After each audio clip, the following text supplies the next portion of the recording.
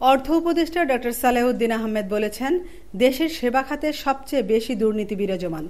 তিনি বলেন, উপদেষ্টা হওয়ার আগে তাকে বাধ্য হয়ে ঘুষ দিতে হয়েছে যাতে নির্ধারিত সময়ে কাজ সম্পন্ন হয়। রাজধানীর আগারগাঁয়ে জাতীয় রাজস্ব ভবনে ট্যাক্স রিপ্রেজেন্টেটিভ ম্যানেজমেন্ট সিস্টেম উদ্বোধনী অনুষ্ঠানে প্রধান অতিথির বক্তব্যে তিনি এসব কথা বলেন। মানুষ এসব দুর্নীতি থেকে মুক্তি চায়। আপনারা মানুষকে সেবা দিন। মানুষ ভালো সেবা পেলে সেবার মূল্য দিতেও কৃপণতা করবে না। এছাড়া আইটি খাতে বিদেশ নির্ভরতা নিয়েও উদ্বেগ প্রকাশ করেন এ উপদেষ্টা। তিনি বলেন, অনেকে ডেভেলপমেন্টের নামে বিদেশি হার্ডওয়্যারের প্রতি বেশি ঝুঁকে পড়েন। এতে খরচও বাড়ে।